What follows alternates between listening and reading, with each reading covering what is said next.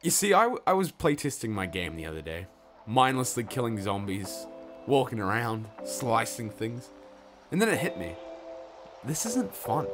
You know, clicking one button on an enemy that slowly walks towards you is just simply not enjoyable. You know, there's no depth to that. There's no learning curve. There's nothing. So I basically started playing a bunch of games with really great combat to sort of get inspired. You know, games like Brawlhalla, The Witcher, Hollow Knight. And I basically took all of my favorite aspects, you know, all of my favorite flavors and spices from each game to create my own unique combat. We'll call it a combat stew.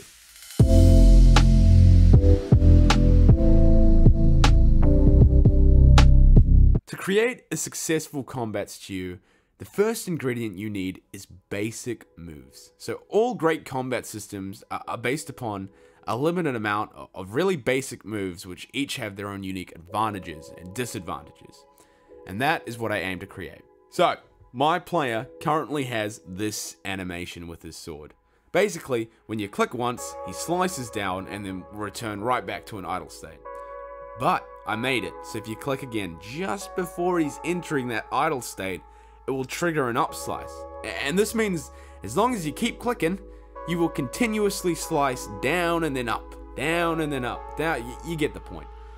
So I initially added this up slice because it sort of made the animation more fluid. It made everything look better. However, I quickly realized this would be a perfect heavy attack. So every time you hit an enemy while slicing up, it's going to do 1.5 times the normal amount of damage. And it's also going to cause the enemy to have more knockback. So bam, heavy attack, light attack, done.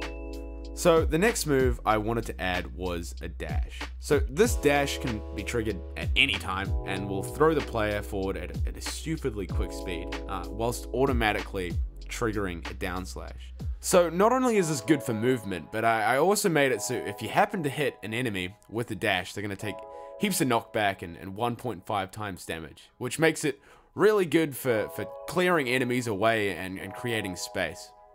To make it look extra good, I also added in some trail particles and some dust particles that appear as you dash. And the last move I added was a ground slam. Now this can only be triggered if the player is high above the ground and will throw the player directly down, similar to a dash.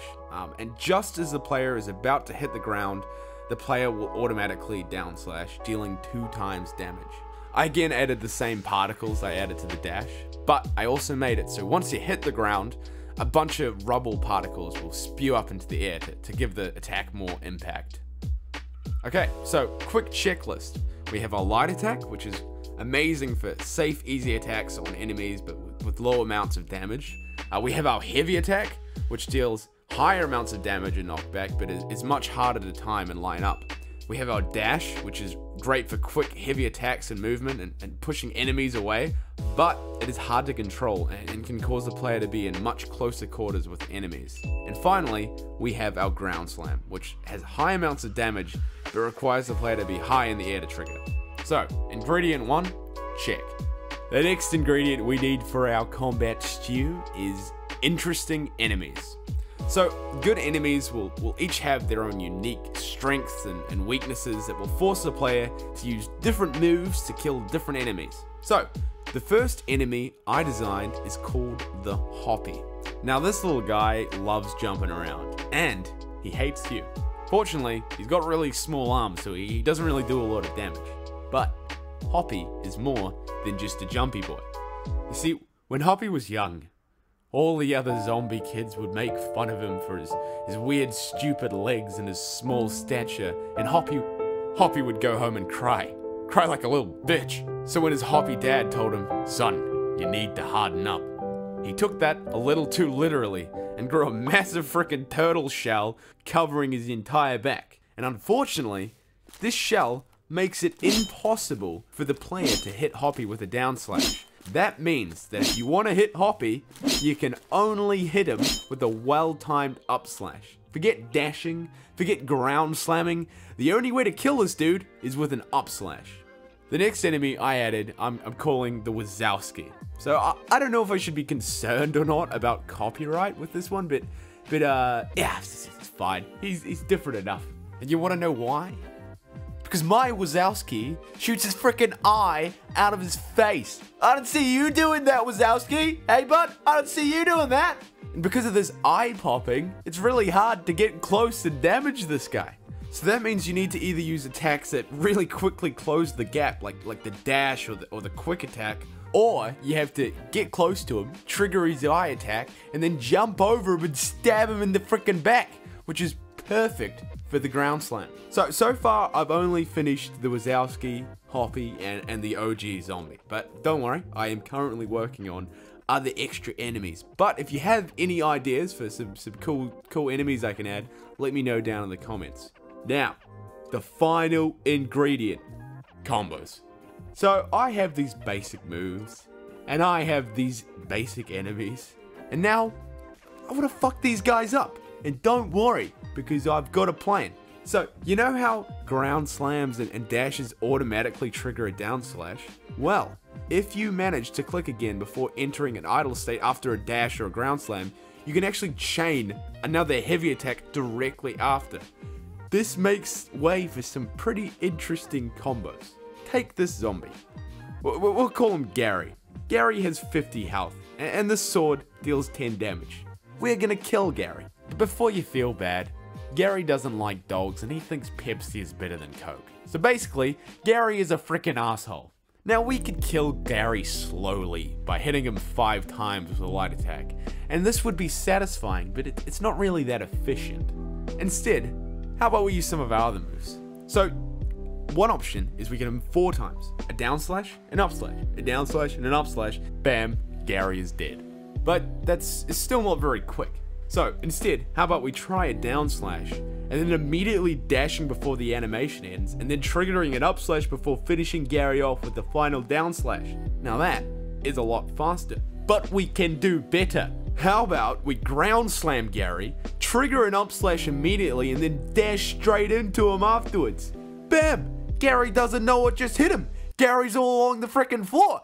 Fuck you, Gary. Pepsi is not better than Coke, you little bitch.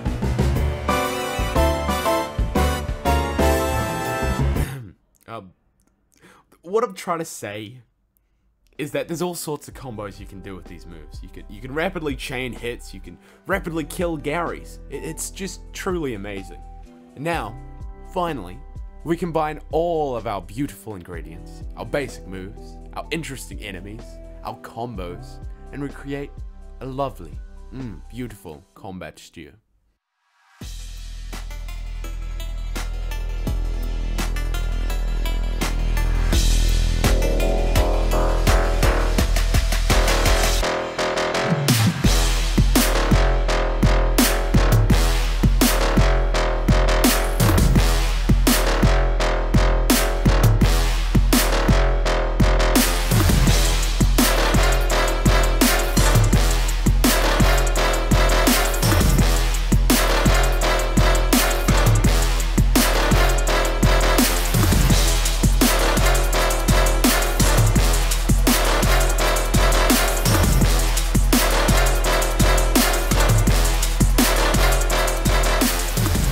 Anyways, guys, that's all I've got for you today. Regarding last video, I said if we hit 1,000 subscribers, I'd do a face reveal. I didn't expect that we would do that like straight away on that video. I thought it would take a while. So thank you all for watching and subscribing. And I promise that in the next video there will be a face reveal. I just didn't have time to prepare a camera, all that stuff. But I love you all. Thank you for watching, and keep your eyes out, because I'm going to make a video very soon detailing what the fuck my game is actually about, because I feel like a lot of you have no clue whatsoever. So yeah, anyways, have you guys selves an amazing day, and I will see you in the next video.